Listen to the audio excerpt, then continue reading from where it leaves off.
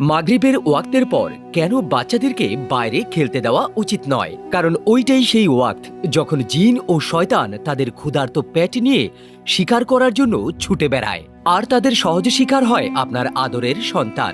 আলো আর অন্ধকারের মধ্যে কয়েক মুহূর্তের কমজোরি জিন ও শয়তানের প্রতি মাসুম বাচ্চাদেরকে আকৃষ্ট করার প্রবণতা বাড়ায়। বাতাসের নীরবতা আর প্রত্যেকটা ছোট ছোট কম্পন তাদের কাছে আসার খবর দেয়। তাই তো ওই সময়ে বাচ্চারা হঠাৎ করে ঘাবড়ে যায়, খালি জায়গায় এদিক সেদিক তাকাতে থাকে, অথবা রাতের বেলা শুরু করে কান্না। ছোট কামরার কোণায় ছায়া কিছু সময়ের জন্য হারকাত করতে দেখতে পায়, কারণ ওই জিনিসটা বাচ্চারাই আমাদের আগে মেহসুস করতে পারে। ছোট মোটো খেলনা অথবা পুতুল যেন নিজে থেকেই হাসছে অথবা নড়াচড়া করছে। প্রচুর নীরবতার মধ্যে হঠাৎ করে কোনো জিনিস পড়ে যাওয়ার আওয়াজ হচ্ছে।